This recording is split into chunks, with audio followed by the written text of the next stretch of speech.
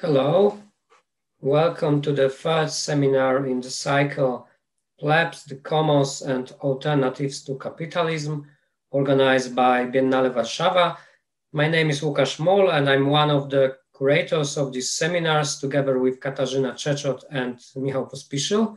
And today I have the pleasure to introduce our special guest, Professor Massimiliano Tomba from the University of California.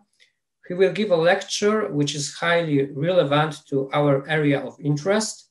The title of the speech is Reimagining the Present, Alternative Trajectories of Modernity, and it says a lot about our motives to invite Massimiliano Tomba to these seminars.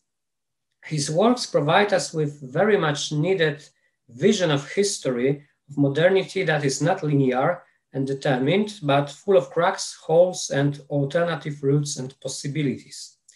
Clearly inspired by the most important Marxist philosophers of temporality and critics of bourgeois progress, thinkers like Walter Benjamin or Ernst Bloch, Tomba initiated a fruitful encounters between all those radicals who held struggles against the progression of capitalism and tried to escape it. And we find among those radicals many plebeian, female, or indigenous actors. One of the things that brings them together are the issues of the commons, communal living, urban and rural communes, resisting enclosures of the commons, abolition of both private and public property, living by using things and not by owning them. Tomba provides us with the hidden underground current of alternative modernity, which is insurgent, popular, and made from the bottom up. Instead of the leaders of the so-called revolutionary or worker states, instead political parties and philosophers of progress, in Tomba's narrative, we approach much forgotten or unnoticed figures like communal feminist Olympe de Gouges, Louise Michel, or Kavel Shabanova, communal peasantry of Thomas Mintzer, Gerard Winstanley, or Semyon Martynov, and communal indigenous figures like Jose Carlos Mariategui, Subcomandante Marcos, and Chief Arvol Looking Horse.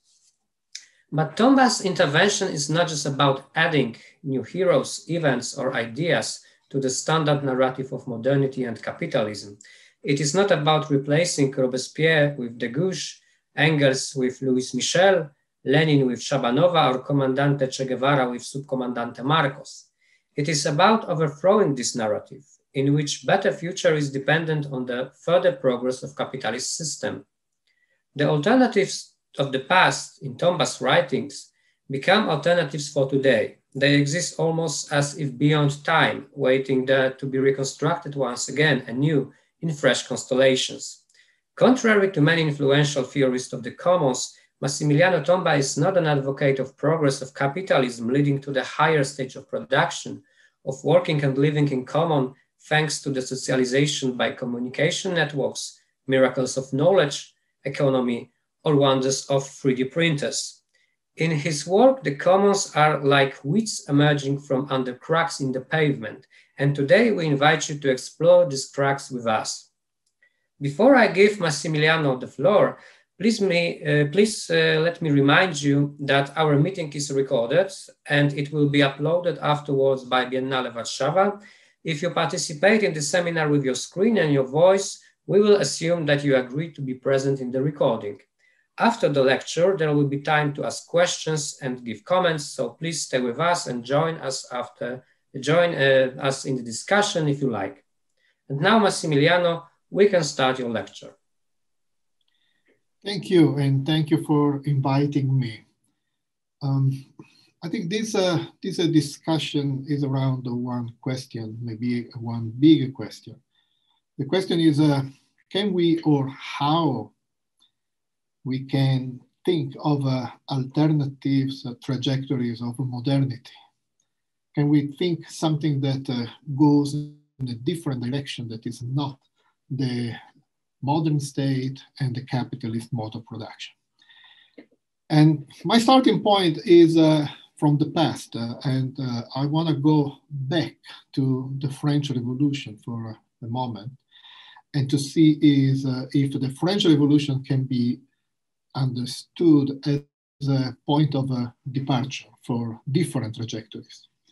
So in 1793, there was a conversation, a discussion in the French Convention. And the discussion was about the right and the authority of the primary assemblies to convoke themselves spontaneously. And Guillaume, a Jacobin, defended this right, and he said that is a kind of this right to convoke themselves spontaneously is the essence of national sovereignty. On the other side, Robespierre rejected that idea and argued that, I quote, by excess of democracy, it subverts national sovereignty. So according to Robespierre, the primary assemblies cannot practice power and the right to convoke themselves and the form of sovereignty that is independent from the government. And he called this dispersed power and sovereignty of the national assemblies a kind of excess of democracy. Robespierre thought that the excess has to be tempered by laws. So what I want to do in my project is, if you want, I want to free the excess, and I want to reappropriate the democratic excess that not only Robespierre and the Jacobins tried to exclude or marginalize, but also the liberal and the conservative tradition. For example, liberals like during the French Revolution, Condorcet, or in the 20th century, Hannah Arendt, they tried to redefine a kind of this is Hannah Arendt, a constitutional niche in which the excess can be enclosed. Arendt explicitly discussed this issue in her essay on civil disobedience. So civil disobedience, according to Arendt, is possible, but only in constitutional terms. On the other side, a conservative thinker like Carl Schmitt understood, if you want, that the excess cannot be imprisoned in the constitution or within a check and balance system. In a certain way, he understood that the modern state can transition from democracy to authoritarianism without breaking the check and balance, without breaking the constitution. That is possible within the rules of the constitution. But Carl Schmitt, tried to channel the excess in what he called the political theological moment of the state. Actually, in his book on the Constitution, he wrote that the representative character of the state introduces, I quote, an undemocratic element in the democracy. The undemocratic element that characterizes modern democracy is unity, is the fact that the unity of the nation state as a totality, as a whole, has to be represented. What Schmitt tried to do is to channel the excess into this non-undemocratic element that is the unity of the state. That means the representative. That means that the representative becomes a kind of a power that exceeds the constitution. What you have is the theory of the state of exception. the representative can always suspend the law in the name of an exception or an emergency for reason related to national security. This is how the excess can be incorporated into this undemocratic element. What liberals and conservatives and even Jacobins share is a kind of a common assumption that you can find in all the big thinkers of the Western canon. The assumption is that without the state, you have the state of nature. Without the state, you have a chaos. And what I want to do in the first part of my presentation is to challenge this assumption that, or this binary, chaos order or chaos the state. What I want to do is I want to show that the primary assemblies, for example, if I go back to the French Revolution, they don't provoke chaos. They are not chaos. They are actually a different order, political and legal order, that is an alternative to the order of the state. So what was going on in that discussion in the convention was a kind of a conflict between different juridical, legal, political grammars. The dispersed sovereignty of the assemblies on the one hand, and the centralized state on the other hand. And these two grammars are incompatible or incommensurable. My point is, let's try to point out the incommensurability between different grammars and to explore if different trajectories, different possibilities can arise from this tension, this incommensurability between different opposite trajectories. As I said, in 1793, the primary assemblies basically represented or expressed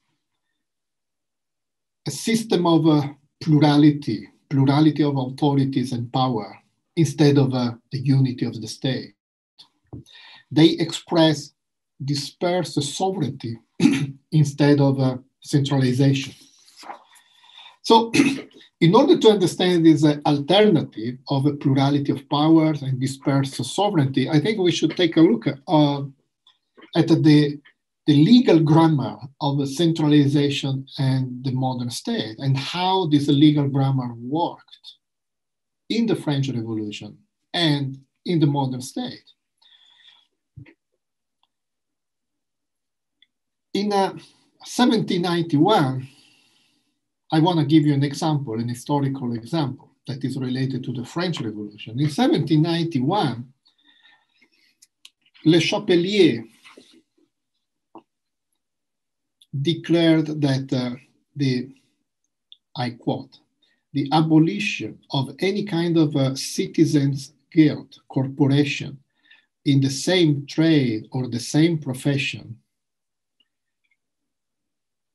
has to be established. So it claimed the abolition of any kind of a citizens' guild. And then he said, it is forbidden to re-establish them under any pretext or in any form whatsoever. In another document he wrote, actually was an article that was passed by the National Assembly. In this article, he wrote, if citizens belonging to the same professions, craft or trade, have a joint discussion and make joint decisions, then the said deliberations and agreements shall be declared unconstitutional and derogatory to liberty and the declaration of the rights of man. So Le Chapelier wanted to undermine, to destroy possible intermediate bodies, corporations, guilds, as primary assemblies in a certain way, which constitute a kind of a counterpower, or they constitute a form of political power that was dispersed in society instead of being centralized in the state. Is the same project that you can find in other big representatives of the main course of the French Revolution. For example, Mirabeau said, individuals are the only elements of any society whatsoever. So the point was to destroy, if you want, the society as a social fabric constituted by many groups, assemblies, associations, and to produce and to reshape society in a new way in which what you have is basically a mass of individuals with their rights, but not authorities.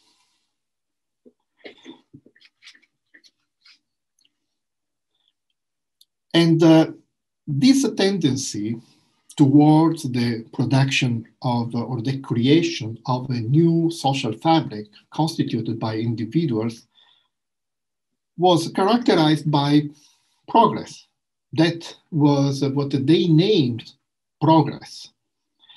And for that reason, the existence of primary assemblies and groups and intermediate bodies was easily defined as an anachronism, as something that was worthy to be destroyed. So my point is that what usually has been called an anachronism or a residual institution is actually an attempt to reconfigure the society by reanimating past institutions, but in a new way, in a new configuration. So there is no romanticism in what the radical sans-culottes or the enragés did during the French Revolution, when they reanimated institutions like the imperative mandate, that is a medieval institution, or these primary assemblies with authority and power.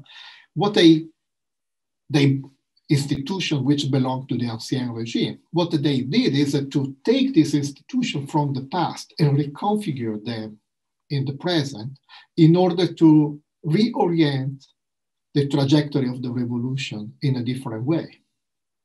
It's a very Benjaminian way of thinking, but I think they were, in a certain way, Benjaminians in action.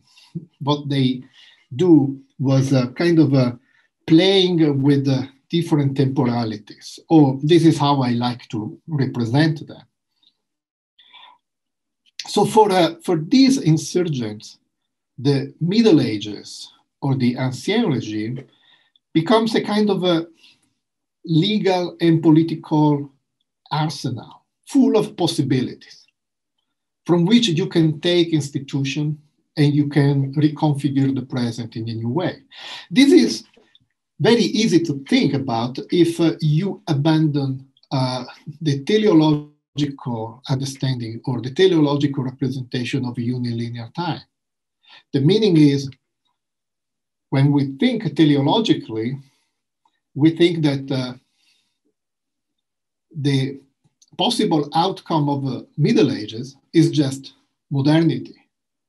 The capitalist mode of production, then we have the state, then we have individual rights, but it's a kind of a transition from Middle Ages to modernity. And with one outcome, with one possible outcome.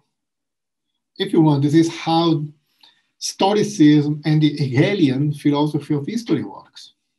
But if you abandon teleology, what you have is Middle Ages as a field full of possibilities, and modernity can be represented just as a one possible outcome.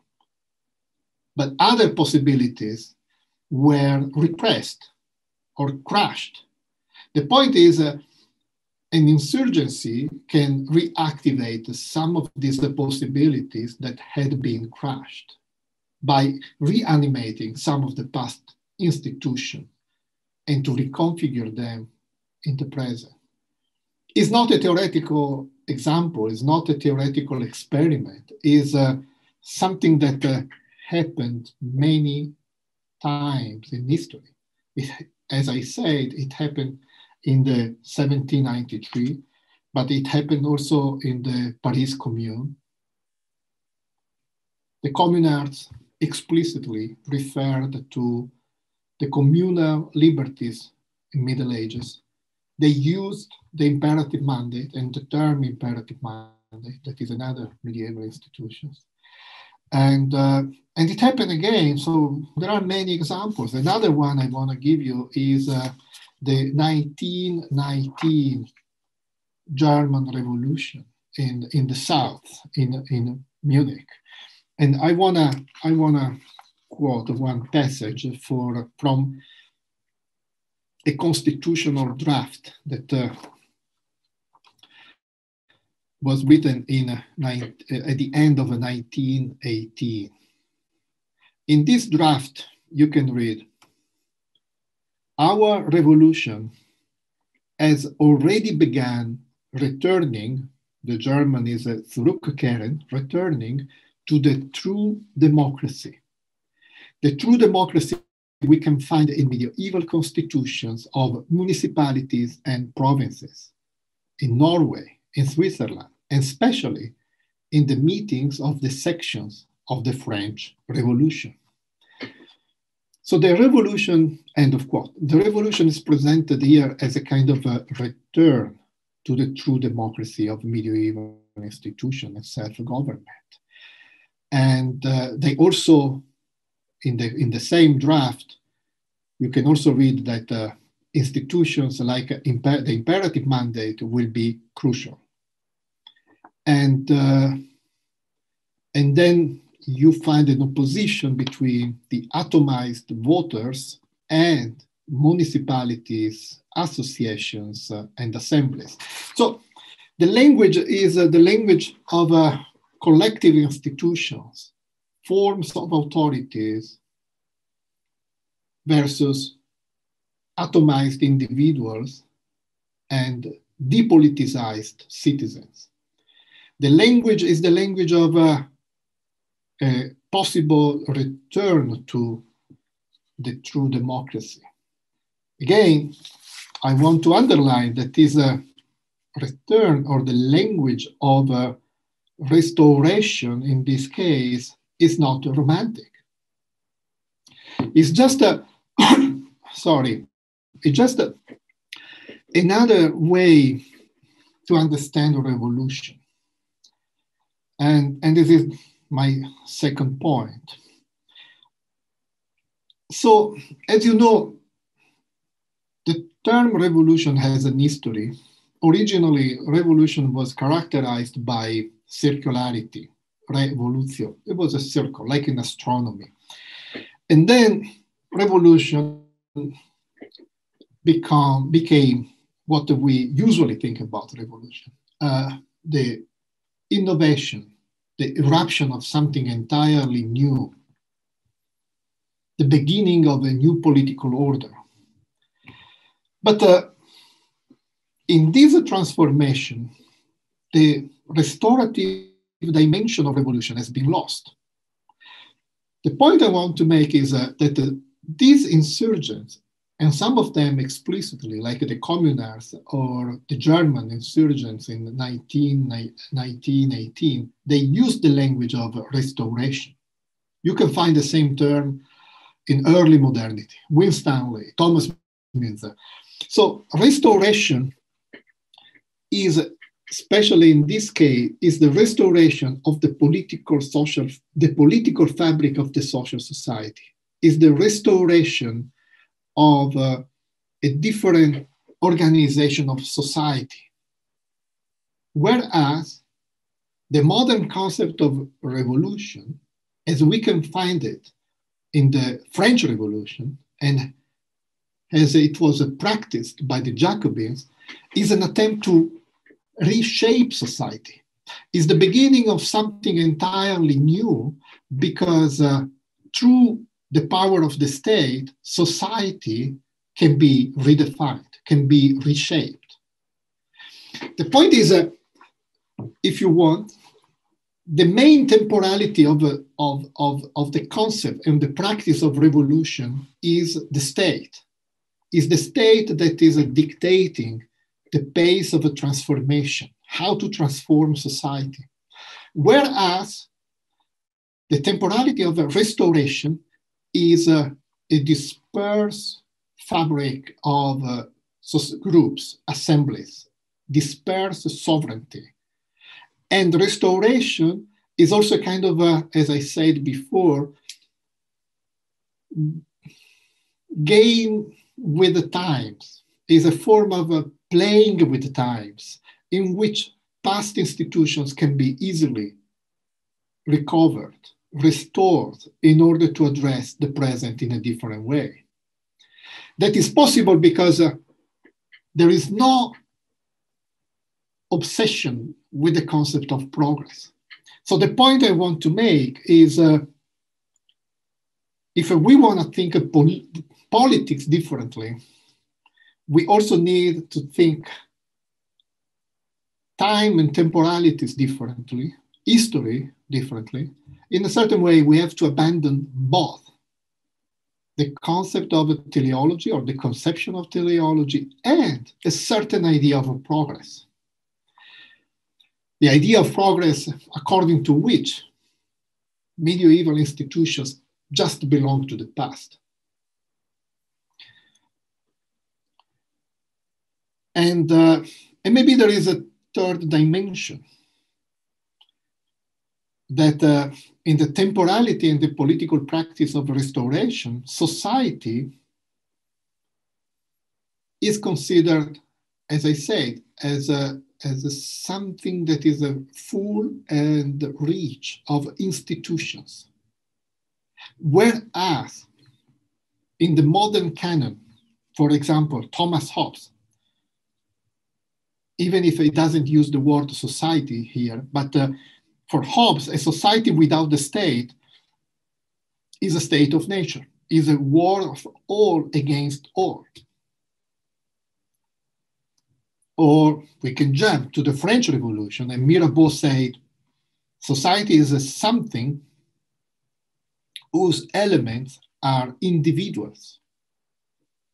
Or we can jump even further, and we find Margaret Thatcher, who said, society doesn't exist, only individuals.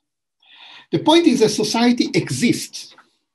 And this is a tricky point that we can share with some conservative thinkers. Society exists. And when society can find some room, space to emerge, a room that is not occupied by the state, society emerges as a rich articulation of groups, institutions, local forms of self-government, and so on. So this is what I investigated in my book, Insurgent Universality. And I try to show this articulation of a society in 4 examples. So the 1793 French Revolution, the 1871 Commune, the 1918, the year of the first Russian Constitution, and 1994, the Zapatistas experiment. In my new project, whose title is, or will be, The Democratic Excess, I want to investigate how the excess dissolves, liquefies, constitutive binaries of a political modernity. And I have three very modern recent examples. So the first one is Cochabamba, the water war in Bolivia, that dissolves the binary private-public or private-state property. And they use the term public property. I will say a couple of things about that. Also because this public property leads to a possible understanding or definition of the commons. The second chapter will be on direct democracy and the right to recall, and that it dissolves the binary position between individual and state. And the third chapter is on sanctuary practices, and the binary in question is citizen alien. So, as I said, in the 2000 water war in Bolivia,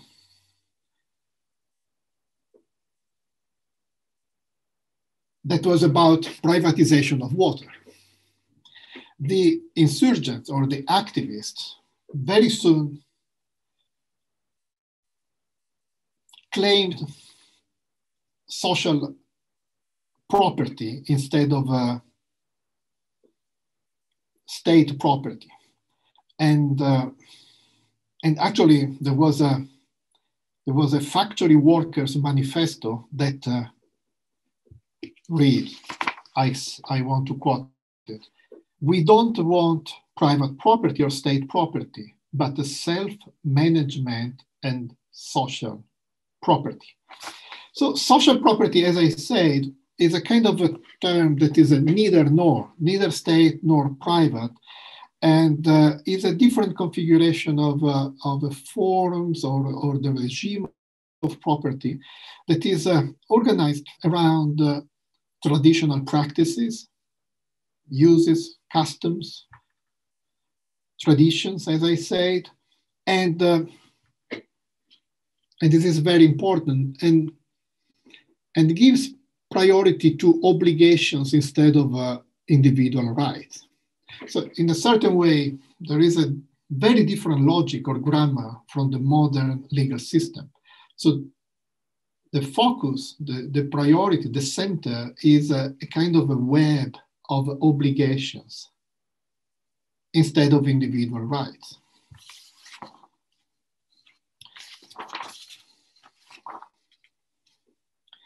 I think the way we can understand Cochabamba water war and how that insurgency or practice can help us to define the commons is if we think of a practice of democracy and democratization that challenge the very structure of a property. I give you a couple of examples. So the first one is in the Paris Commune. I go back to the Paris Commune for a second, and then I will return to the Cochabamba water war. In the Paris Commune, there was a discussion about spectacles, theaters, and ownership. And the communards decided that they didn't want to change ownership. They didn't want to put these theaters in the hands of the state. They were okay with the private ownership of the theaters. So their politics was not about transferring property from the hands of private individuals or whatever to the state. What they said is what they did actually is the democratization of the use of theaters. So basically, for them, not only actors, but also spectators had to be involved in the discussions and share the decisions on the management of the theaters and choice of the shows. So what is interesting is that the theater is still in the hand of private individuals, but now property is a kind of a juridical title without any power, because all the users can define what is the proper use of this object, theater in this case. So something similar happened in Cochabamba. It's true, they challenged state property or state ownership and private ownership, but the way they challenged ownership was through practices of democratization. So the point I want to make is that the democratic, what I call the democratic excess challenges and even dissolves the regime of private property. Or if you want, democracy and property can become incompatible, but not because we want to nationalize property, but because we want to democratize the use of property. It's just a different way to go. I think in some historical examples in which private property was the challenge from the perspective of its nationalization, I think we can see how that experiment failed. We can discuss about that. And we can see as a possible alternative this democratization of the use of property. And in which, as I said, the users have the power to make decisions about what to do with the public resources. This is one dimension. I have 15 minutes. There is another thing I want to say.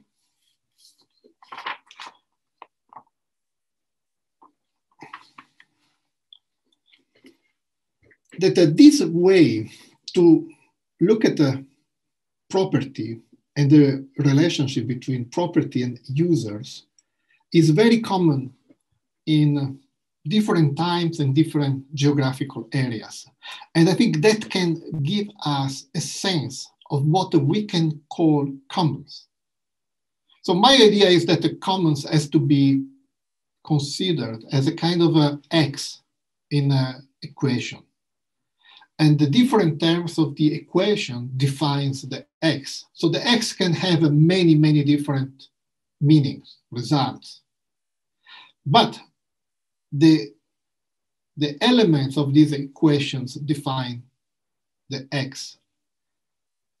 And at the same time, this X that we can call commons as something in common. I give you other 3-4 examples. In Russia, during and before the revolution, actually, the peasants define land as something that doesn't belong to anybody, something that cannot be sold, cannot be an object of buying and selling. They also said, I quote, "The land we share is our mother, or the land belongs to God."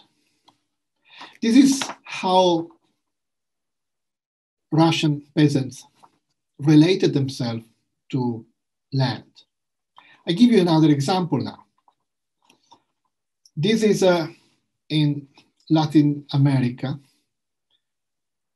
where the land is not considered by the indigenous people, is not considered to be a natural resource at the service of the people, but as a Mother Earth, what they call the Pachamama. And Mother Earth is so important that indigenous people said that they are ready to give their life to defend her.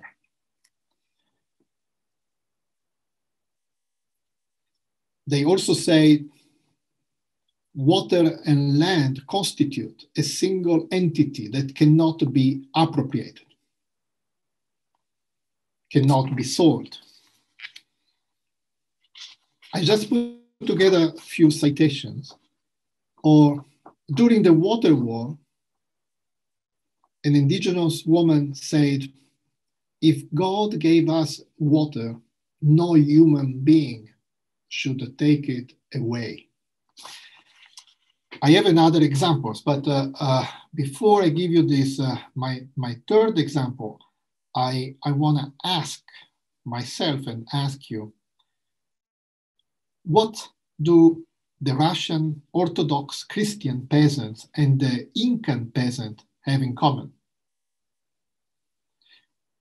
The way they consider land and water is very, very similar.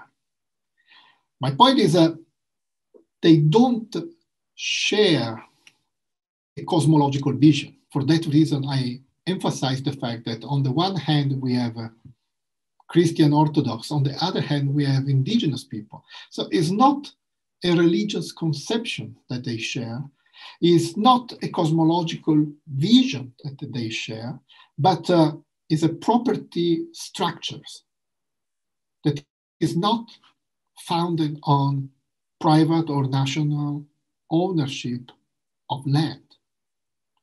Now I give you my third example, and I go back in time. In European Middle Ages, we can read from a document dated 1160. By divine right, everything is common.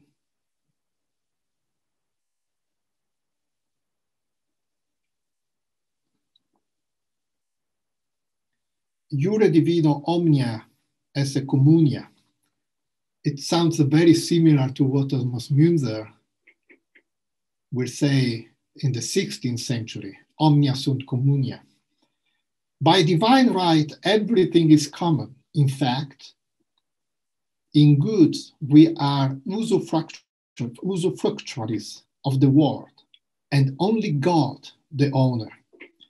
Precisely because the natural things are common, such as land, water, and such things over which someone has usufruct by natural right, but not ownership. So this third example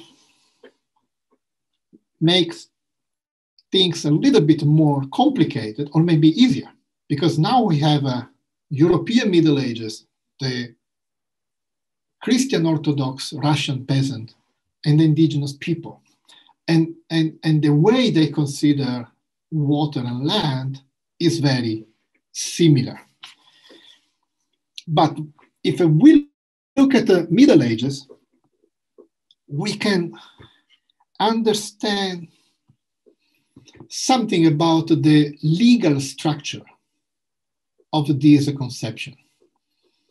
And the legal structure is what legal scholars define re centrism. Re is the res, the thing. So the point is that in the medieval conception of the land,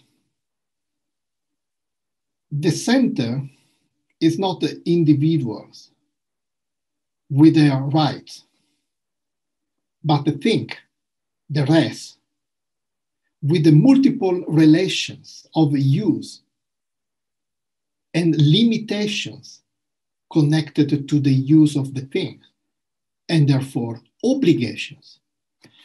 So what we can find as a kind of a common grammar is first, the centrality of the thing, the land. Second, a kind of a web network of multiple relations of use. Third, the centrality of obligations. So if we relate as groups and individuals to the same thing, first we limit our possibility and power to use the thing because we have obligations, because we have to respect others' way to use the same thing. In a certain way, we cannot abuse, we cannot destroy something that is a common, not just because we are good people, but because the legal system is organized around reciprocal obligations, whereas modern private property is organized, is thought, is conceptualized around individual rights. One very common definition of a modern private property is jus utendi et abutendi, the right to use and abuse of things. Since I am the owner of something, maybe this cap, this mag, I can use it, but I can also destroy it. It's my ownership. In the grammar of the commons, what has a priority is a system of obligations and limitations. So in a certain way, instead of a limited right of ownership, we have always a system of reciprocal limitations. So that means that freedom, politics, have to be thought differently. I think if we want to think in terms of commons, first of all, we have to think in terms of a system of co-obligations. And actually, one of the etymology of the term commons is cum munus, where the prefix means with, and munus expresses service, duties, obligations. So this co-obligation is rooted in the etymology of the term commons. And what I want to say, this is my conclusion, is that in a certain way, so first, the grammar of the commons is not compatible with the grammar of the state, the capitalist mode of production, and the private property. It's not just different, it's not compatible. And the second thing is that if we look at the grammar of the commons closely, we can see that this grammar represents a kind of an inversion. So if the modern juridical legal grammar gives priority to the individual, in the commons, we have the priority of relations. I don't want to say the priority of collectivity. It's the priority of relations. It's the priority of the rest, the thing we have in common, and the many relations to this thing. If in the grammar of the state, we have the centralization of power, the monopoly of power by the state, in the grammar of the commons, we have a dispersed sovereignty. And we have a self-government, local self-government. So from the perspective of the modern legal system, the commons represent an inversion. But if we look at the many examples of commons we can find in the present and in the past, for that reason, I gave you these three examples: Middle Ages, Inca indigenous communities, and peasants, Russian Orthodox in before and during the Russian Revolution. There are many examples. It's easy to provide different examples, but if we see these examples, which are located in different time and different geographical area, in a certain way, we can invert our perspective and we can say that what really characterizes an inversion and even a perversion is the modern conception of property, the state, and the capitalist mode of production that was born 500 years ago in Europe, and that is both temporally and geographically a very narrow episode, whereas this different grammar that can be configured in a different way is much more common in time and space. So just to conclude, what I want to say is if I want to readdress my original question that was how can we think of alternatives, trajectory of modernity? I think we can think of alternative trajectory of modernity by combining these experiments, which we can find in the present, like a 2000 water war in Cochabamba, and past examples of commons. The point is how to combine them. And I think this combination is not a theoretical practice. It's not something that we do by writing a book. I think it's something that we should learn from the insurgents, the activists. We can learn this combination and the art of this combination from the activists in Cochabamba, for example, when they reanimate customs and traditions which belong to the indigenous communities and indigenous traditions in order to challenge the privatization of water, in order to redefine a different practice of self-government. So in a certain way, there are so many examples in which can teach us how to think differently, how to think of alternatives. I think it's important because as long as we use our Western modern juridical, economic, and political concepts and categories, we have the feeling of being stuck in the present. This modern concept makes very different to think a real alternative. That is actually visible in practice. So in a certain way, practices has to be considered as a theory in action, and theory that is even more developed than the theory we have. That is my ending. Thank you.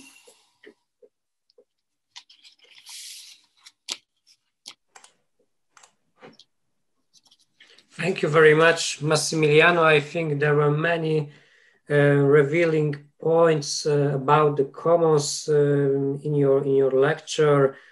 Use instead of property as central category of the discourse of the commons, parcelized sovereignty against states, obligations to using the commons instead of rights to private property, these trans-individual networks instead of individual rights. It is also very revealing.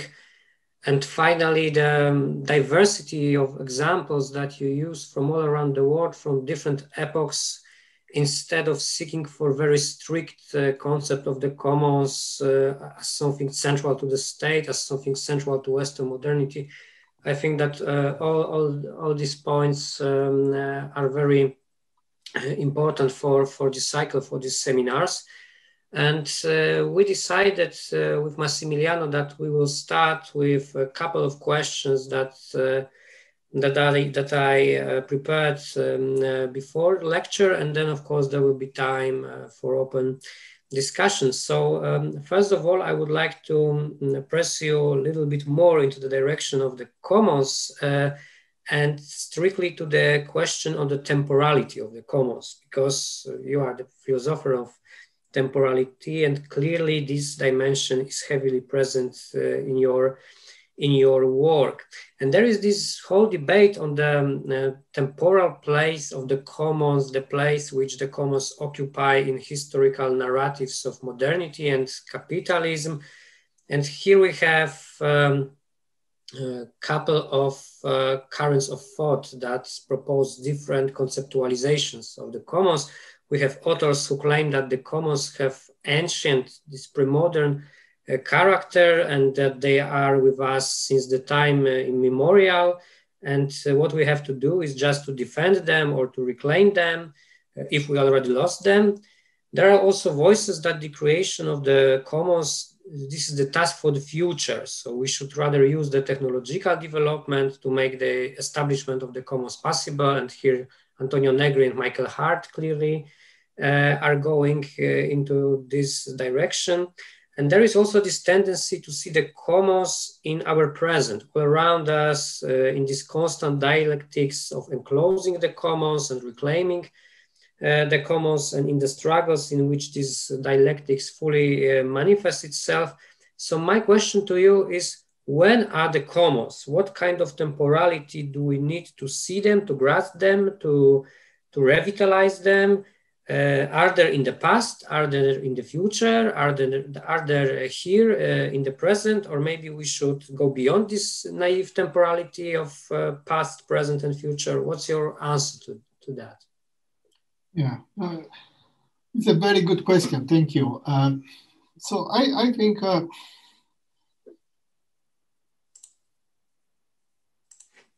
if we think commons in the past, it's very easy to romanticize the commons, and it's very easy to think that we have just to take them back from the past. I think for that reason, I use the image of an equation in which common is an x that has a different meaning. I think commons can emerge neither in the past nor in the present or the future, but in the tension, in the conflict between different temporalities or different temporal trajectories. This is my point. So the thing is, I want to give you a very concrete example. So when in Cochabamba 2000, in the water war, when the activists referred to customs and traditions, and the ILO has a indigenous community, I think the point is not to understand what the ILO really was and what these traditions really were. The point is how they are reconfigured in the present and how they work in order to give the insurgents a kind of a different source of authority. So they challenge existing orders and powers because they can refer to a long-lasting authority of these traditions.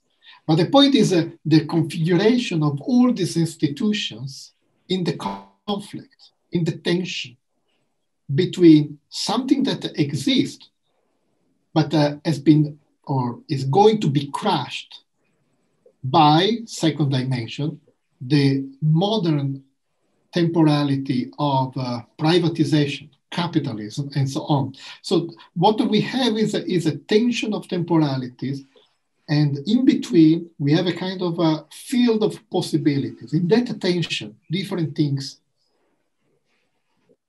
can emerge. My idea is that the commons is one term that we can use in order to define one of the many possibilities that can emerge in that tensions. For that reason, there is not such a thing as one single definition of commons. And for sure, there is not such a thing as a romantic definition of commons. And I would be loyal to the plural form of a commons for that reason. I know other thinkers, they try to make commons into a singular common. I'm more sympathetic with the idea that the commons are plural because they take different forms and they always emerge in this kind of a tension. Yeah, thank you. So we start with the issue of temporality, and then I would like to go to the question of the spatiality of the commons. So where are the commons, right? In your book, Insurgent Universality, I think you propose very interesting answer to this question, but it is also complicated. So on the one hand, the commons are in some way inscribed in the history of the modern state and their founding revolution, but in the form of marginal tradition that was defeated. But on the other hand, it is symptomatic that every time when you write about the commons, you point our attention at the spaces that are in some way outside or beyond the state and its history. So in the wastelands, in wilderness, in outskirts, autonomous zones, maroon societies, illegible and impenetrable territories, or some shadowy institutions. Thus, I see in your approach something like the liminal character of the commons, being both in and out the state, in constant tension and disagreement with the state. So how would you characterize your position on this spatial location on the commons? Oh, yeah, good point. I think another way to put it is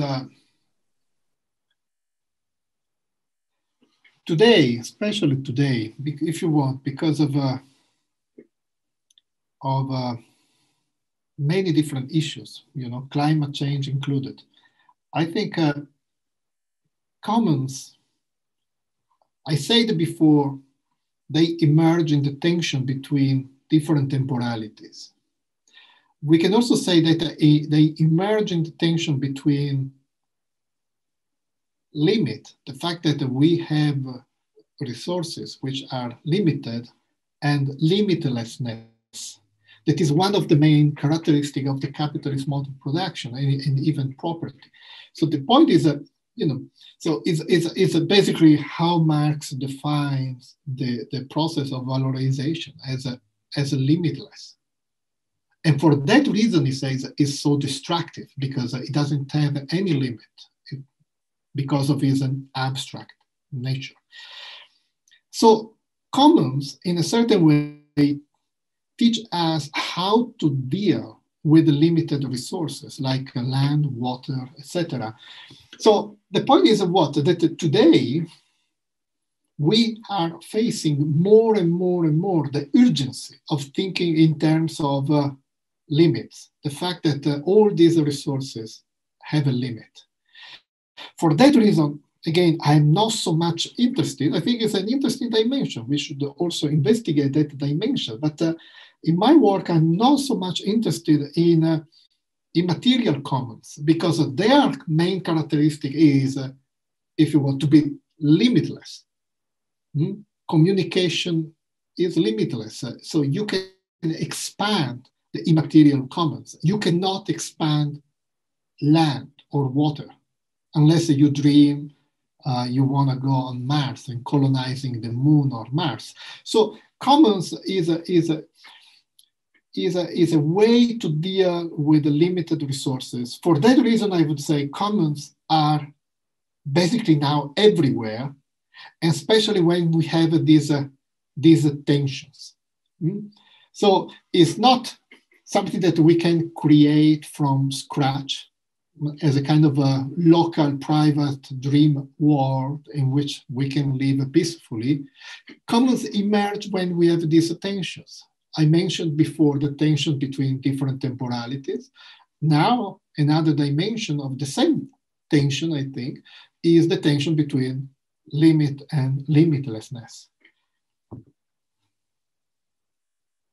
Yeah, thank you. I understand your point. And you said a lot about this plurality of the commons, and also this trans-historical temporality behind these plural forms of commons. So I wonder, because this is very important from the more practical and political point of view, how to bring some unity, how to build some coalition, cooperation between different forms of commons, between commons in plural, because our enemy is strong, namely capital, in creating this unity, right? This universalization of economic value acts like this common denominator of capitalist world. So capitalism is able to combine different regions, different traditions into one system. And what about this system of the commons? So going from localized commons into something, you know, like the networks of the commons. How do you see the possibility for building such a network? What might serve as the bridge in such a network? Yeah, good point.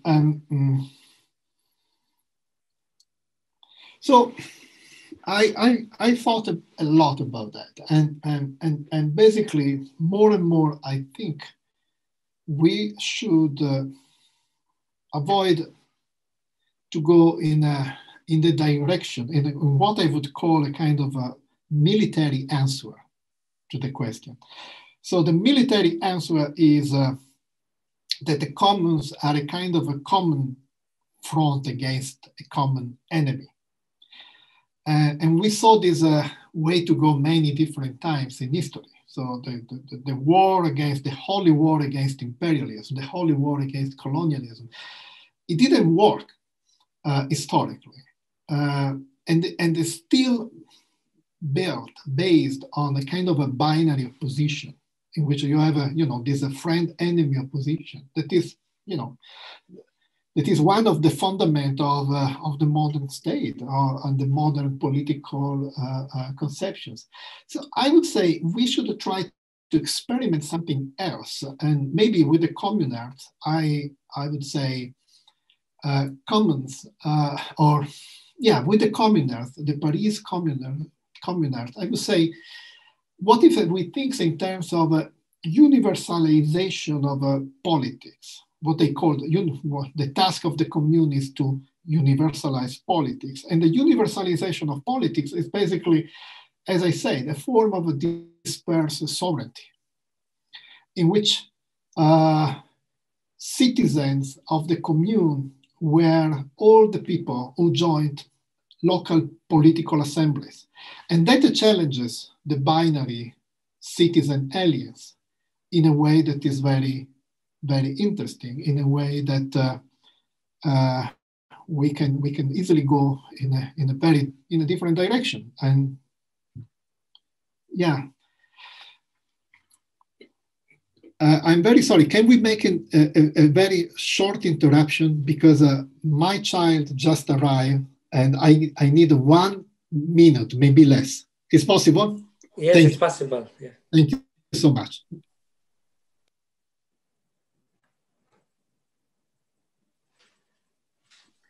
Sorry for the interruption. So everything, no problem. And my son will not break in the room. Yeah. So I think there is not. This is my point. I think there is not a reconstitute theoretical answer to your question. I think what we can have is, as you say, we have these many different local experiments in which so many binary oppositions can be dissolved, like a citizen aliens, and they can constitute a kind of a network. Then we have another problem, as you said. Yes, it's true. The nation state is very powerful. And these experiments can easily be crushed. And that happened many times. On the other hand, I would say, is today really thinkable to have enough force to face a nation state? That is such a huge mechanism organized just in order to neutralize conflict. So this question, to me, is still an open question. And I would say, again, I would be more humble and say, I don't have a theoretical answer. I think we should keep learning from different experiments and try to understand how this important question can be addressed in their practices. Yeah, you called it in one of your texts the poetry of the unknown, this experiment like the Paris Commune, that there is no ready-made answer.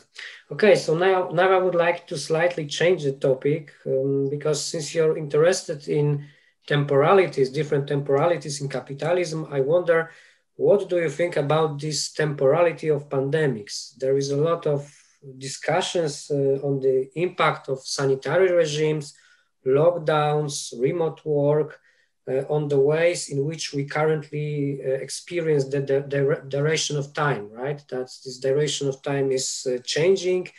And I think it is also important political question because there is some hope on the left that maybe pandemics will provoke these big structural changes in global capitalism. Also, these binaries between leisure time, work time, being active, passive, being offline, being online. And I wonder, what's your point on this matter? Does it matter that this situation is going on for the temporality of capitalism, or is it just some temporary issue?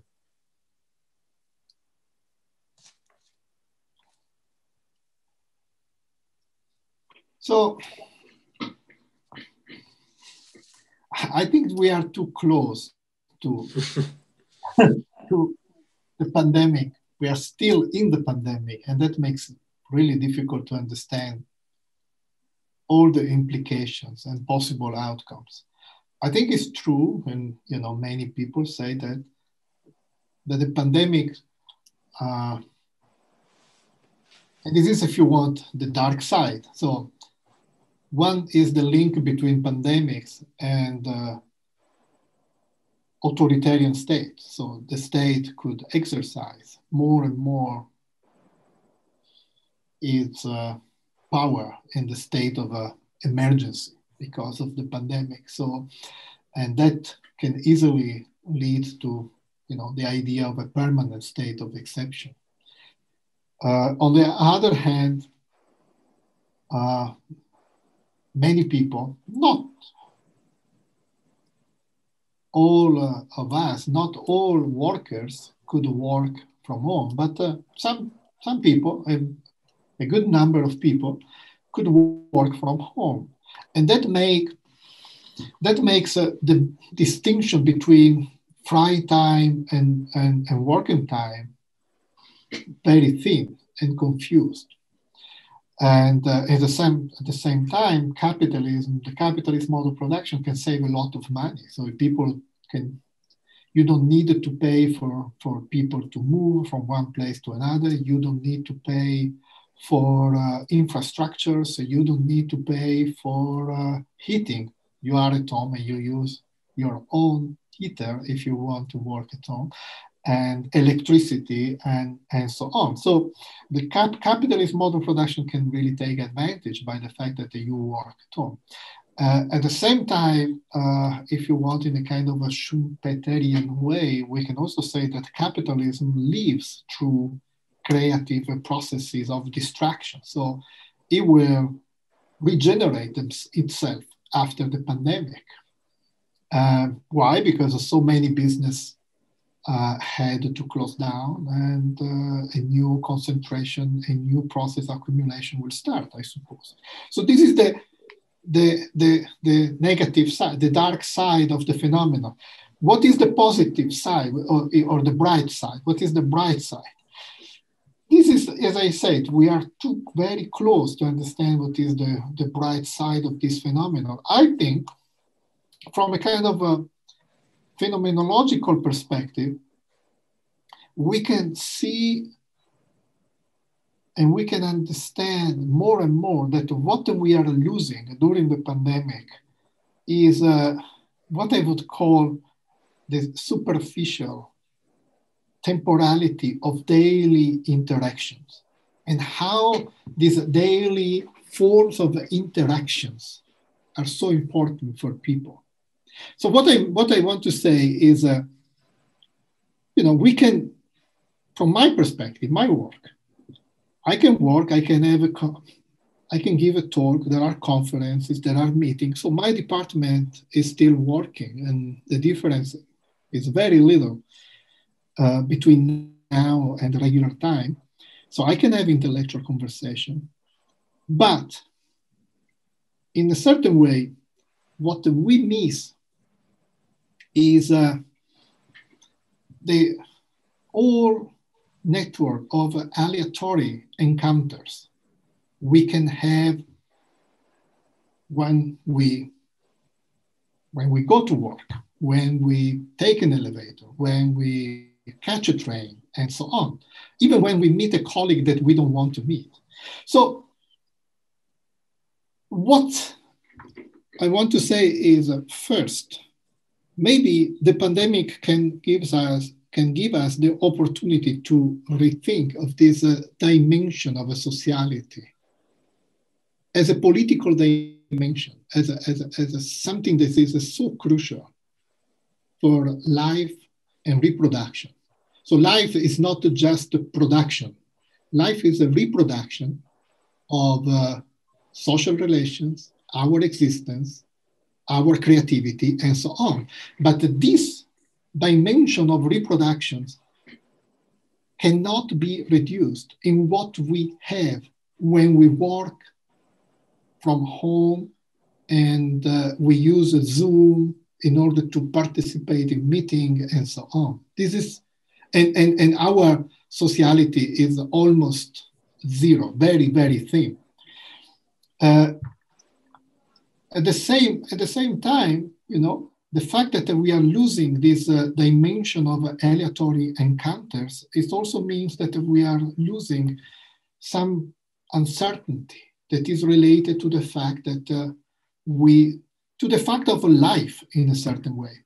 And then it goes back, this goes back to the, if you want, Agabenian point. So by losing this dimension of uncertainty, we live only in terms of a biological existence that has to be guaranteed by the state.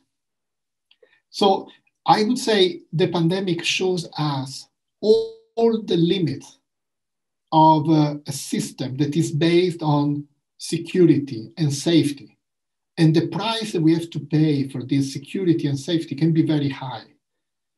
And it's not just because of the authoritarian power of the state, but I think it's also because we are losing this kind with what I call the superficial temporality of daily interactions with all the aleatory encounters that we have in our everyday life. So as Lefebvre would have put it, I think the pandemic can be an opportunity to think of the political dimension of everyday life, not in the long-term project, but what is the political dimension of everyday life and how we can politicize this time of reproduction of ourselves and social interactions. Yeah, thank you. Maybe this political dimension of everyday life is also crucial as a site of experimentation also for the commons, as you said, that we need this space of experimentation to create something really new, different temporalities. Okay, and my last question to you would be about another crucial temporal break in the history of capitalism that is happening right now. And here I have in mind the climate emergency. So as we know, the peculiar thing about climate change is that it is the past, the things that we've done in the past emissions and so on, that delimits or structures our choices in the present if we want to reclaim the common future. And that's why some authors believe that our present is in some strange way haunted by the past. So do you see this troubling temporal condition only as a limit, as a barrier for emancipative struggles? Or on the contrary, maybe we could draw some lessons from it. Maybe we can be inspired by this limit to think differently about temporality for the present. Yeah, I think there is a saying that very often is attributed to Frederick Jameson, but also to different authors. And the saying says, it's today much easier to think of the end of the world than the end of the capitalism. And I think there are different reasons we think in this way, that the end of the world is a much more dominant part of the imaginary than the end of capitalism. So one reason is because we all face what has been called the climate catastrophe. The other reason is because the categories, the modern categories, political categories, economic categories have been naturalized. So in a certain way, we think of the state, we think of private property and capitalism as a meta-historical concept, as something that is a natural, is there and is there forever. For that reason, we can easily think in terms of reformation, but we cannot think in terms of a big change. So when I address the past, or very often, especially in my new book, examples from Middle Ages, is in order to show how a non-modern, non-state, non-capitalist form of society, which was not based on private property, could exist and could work. It's not in order to go back to Middle Ages. That is just, it would be naive, stupid, and impossible. Is about a configuration of institutions which are not organized around private property, state, and capitalism. The point is that we need to think of these examples not as a pre-modern, but as a non-modern example. That a non-modern means that they represent in the past an alternative to the present. What we should translate into our language is this possible alternative. That is the way we can translate and reanimate and reconfigure past institutions in order to give the present a different shape. Or as the title of my talk today, to reimagine the present. But, in a way, this is my point, in a way that is not true what we usually know and what is a part of the dominant Western canon. So the beginning of something new is based on the new invention of a society from scratch, the idea of a creatio ex nihilo, the idea that we begin something entirely new by destroying everything we have. The big books of the modern canon are pretty much organized this way. Hobbes, Locke, there is no tradition and we have to build the state. We have to build something entirely new. No, the point is that we have our repertoire of institutions and traditions. So for that reason, with Benjamin and Bloch, I would say memory is so important. So it's so important to relate ourselves to existing legacy of alternative modernities and try to reorganize all these pieces in the present. So I think there is a lot of hope because there are many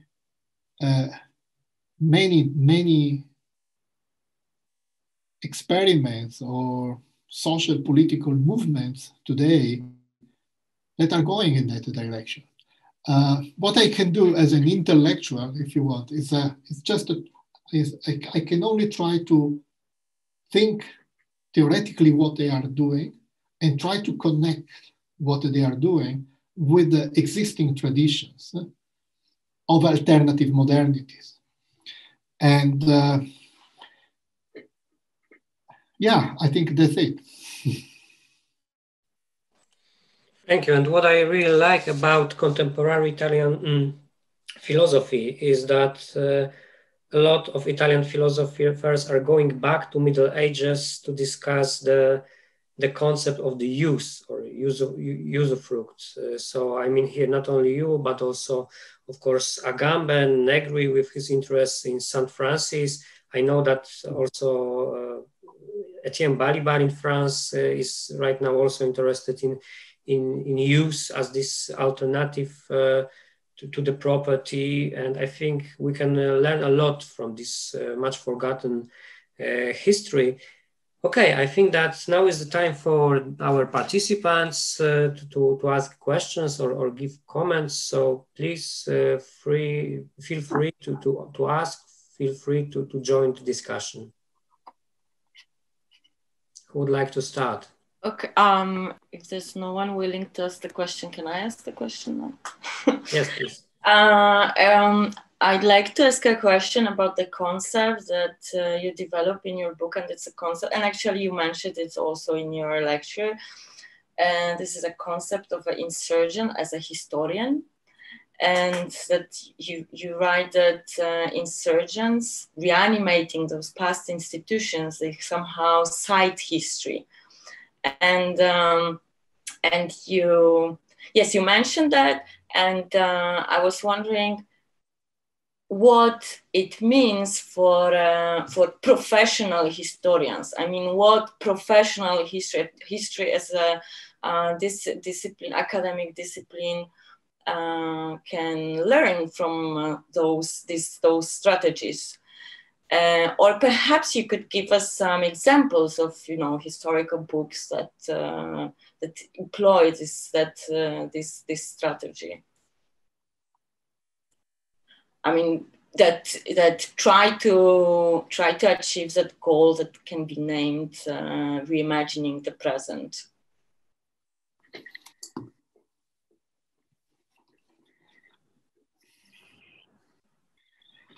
It's a very good question. I'm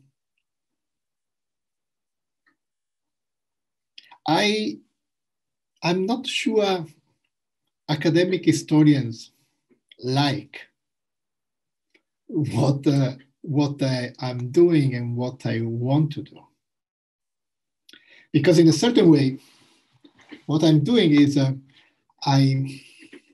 I'm politicizing history and historiography. Basically, I'm saying, look, historiography is always something very political. Whereas academic historians, they try to say that history is, or the way they write history is as much objective as possible. I think there is no such a thing as objectivity in historiography. I think when historians claim to be objective and they claim that they are just describing historical events, basically, I think ideology is just working behind their shoulder. And why? First of all, for the reason that they assume, I think maybe this is the thing we have to discuss. They assume that there is a unilinear time, and there is a kind of development of things in this unilinear time. The point is for them is how private property, for example, developed from Middle Ages to early modernity, and so on and so on. How even the state developed from the ancient polis to the Respublica to the state. So is how we can find the continuities in this linear progress. Even if they don't use the language of continuity, the continuity is implied in the fact that they don't question unilinear historical time. So my point is that what if we abandon the unilinear historical time, and we start thinking in terms of, plural temporalities, or we think of historical times not as a line, but as a kind of a bush with many branches. Some of them are interrupted, others can be reactivated. My point is not the historian that has the power to reanimate lost branches, but is when the communards cite medieval liberties, they build the bridge between a possible outcome of Middle Ages and their experiment with the democracy and property. So the historians, in a certain way, shows this a possible bridge. Is not neutral. I'm not saying that my way of writing history is more objective. My way of writing history is just explicitly political, because what I'm saying is, okay, I show this trajectory, and I choose this one because it's an alternative to the dominant trajectory of modernity. And this is a political statement. This is a statement through which I place myself in a very specific position. And I think this is what I'm doing. And I think every time we represent different narratives, is the question is, the last thing I want to say. So postmodernism in historiography, I think, has provided something interesting, the pluralization of histories. The point is that this pluralization of histories is without a criteria. You can jump from one narrative to another, and each narrative is in a certain way equivalent, and you can proliferate these narratives without a limit. My point is, no, we have to think of a criteria. How we organize different narratives, and why do I choose one narrative instead of another? And in order to have this criteria, my point is that we need a criteria because these temporalities or these different narratives are not equivalent. Why? Because there is a dominant one. The temporality of the capitalist mode of production, or the temporality of the state, is a kind of a synchronizing temporality that is a dominant.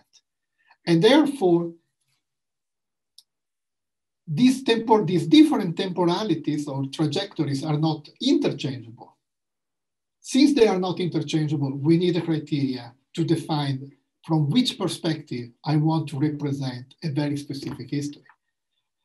And this is always a political decision. I don't know. This is my answer. Thank you. Okay, so I think that I saw someone raising a hand. Yeah, Antonina would like to pose a question. Please, Antonina. So, I would like to ask you about how your approach differs from the way of thinking established by Negri and Hart. In Commonwealth, they have developed the concept of alter modernity, which seems quite similar to what you think about it.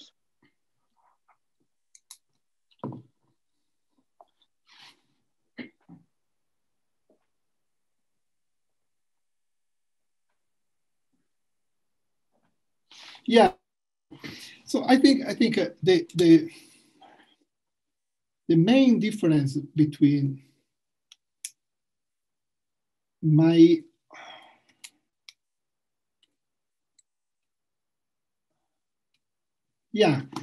the difference between my approach and Negri's and Hart's approach is at least two. Maybe there is a third one. The first one is,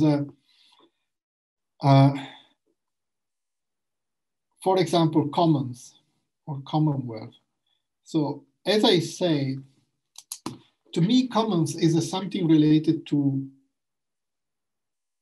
limited resources. For that reason, I am interested in land, in water, in these limited things whose ownership is very defined. There is a legal language and there is a limit. The point is that the difference is when we think of commons in terms of, I said something before about that, in terms of immaterial production, knowledge and communication, the limit is very thin, or even there is no limit at all. So you can proliferate information on the web, and you don't have an intrinsic limit. And whereas I think commons is a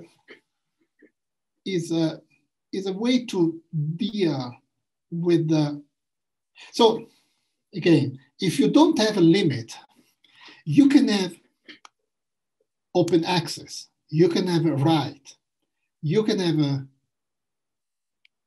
things, material or immaterial, which are available.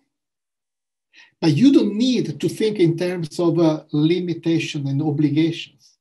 Whereas what I said about the commons is you have to prioritize the language of obligations, limits, and social relations.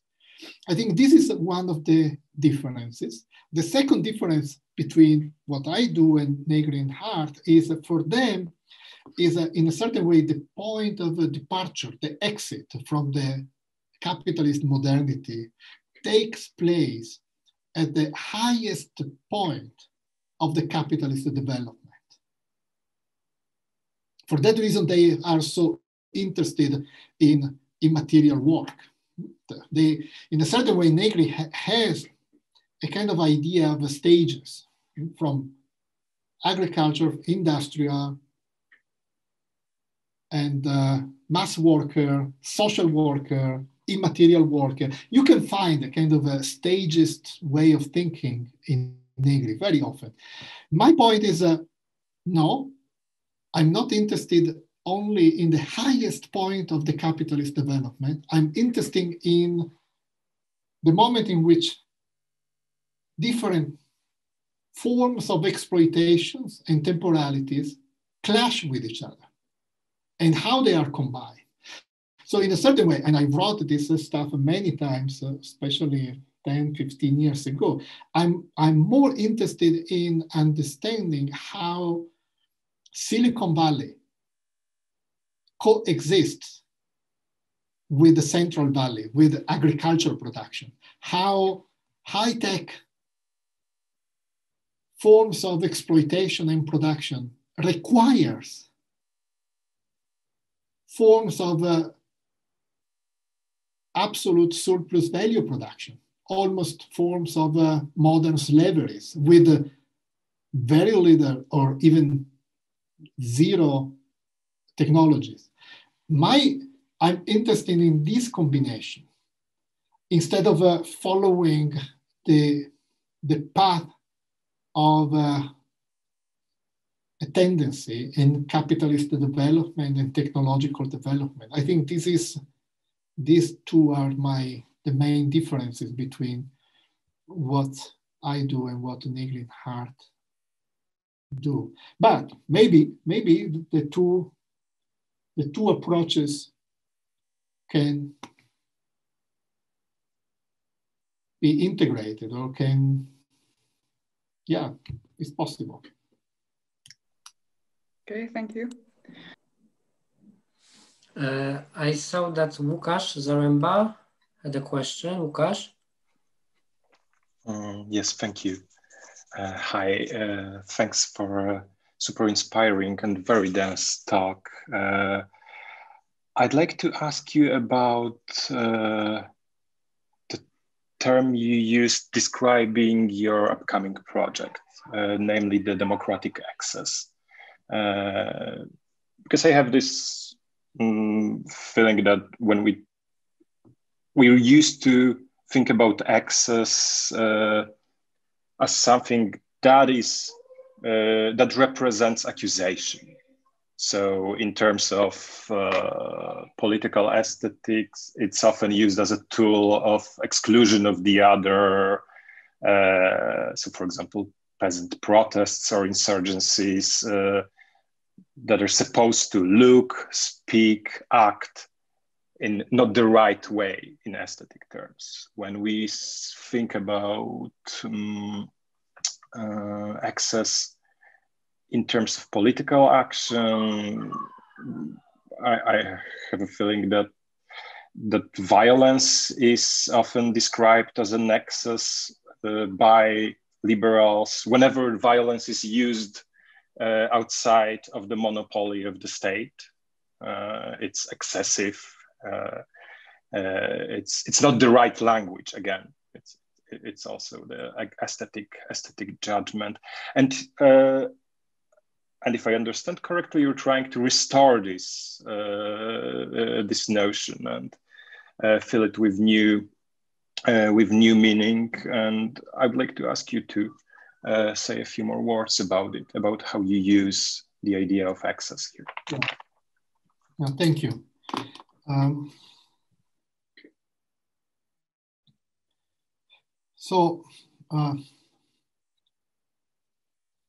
One thing I think is interesting that now in the current discussion, it's not in my field, but in the current discussion, the term excess has been used in relation to the excess of the body. And there is some conversation about that. So in a certain way, the term excess is, I don't know, is coming back or is becoming more popular in different types of conversation and discussions. And that can be interesting. The way I use excess, I think you are right. So excess can also be thought as a disruptive or destructive, as a violent, and that is possible. And I would say, in a certain way, that belongs to what I would call the risk of a politics.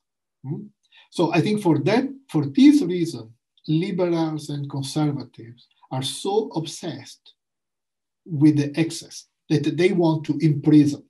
They want to capture it in the constitutional shell because it's so dangerous. And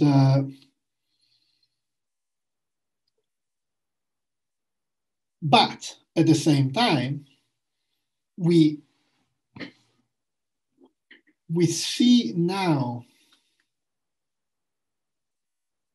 the alternative between, or we see, as I said before, the price that we are paying for security and for a state system whose goal is the neutralization of the excess.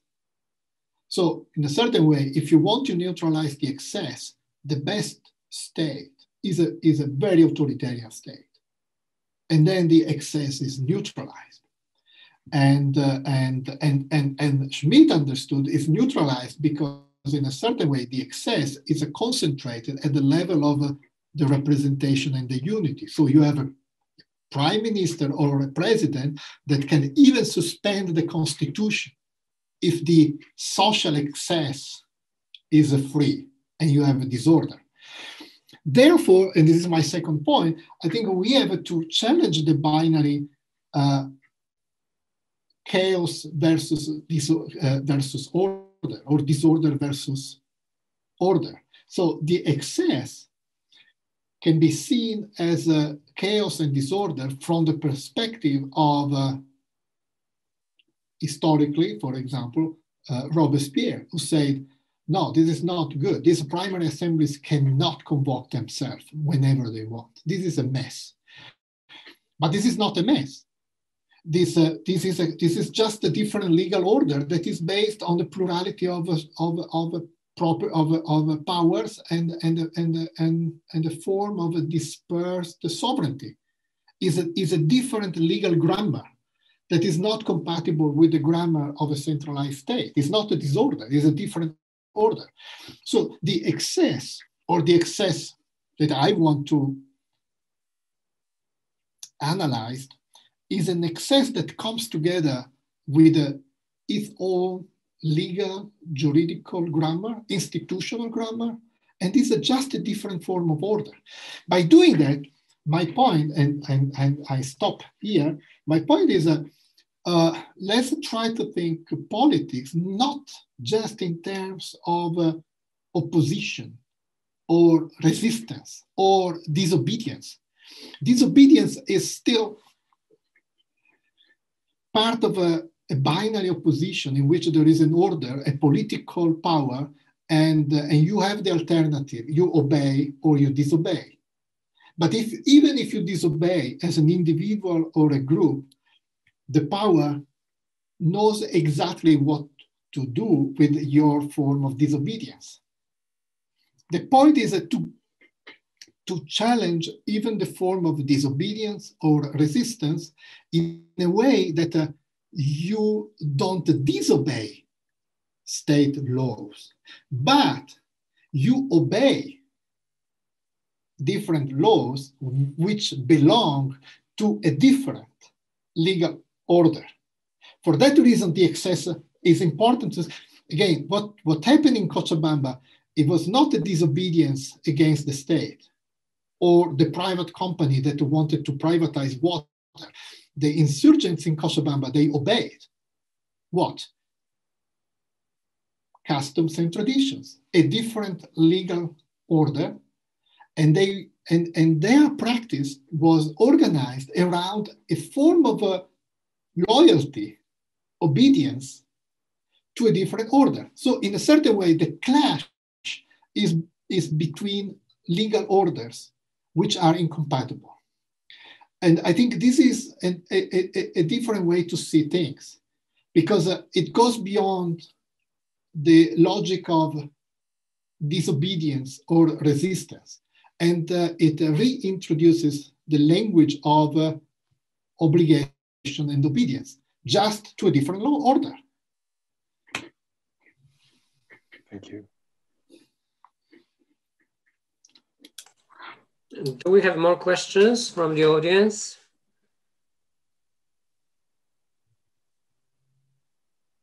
I do not see any. Okay, if not, I think that the meeting was already quite long and intensive and very, very rich, dense. So I especially like the way in which Massimiliano lecture and our discussion related to previous lectures of Marcus Rediker and Silvia Federici.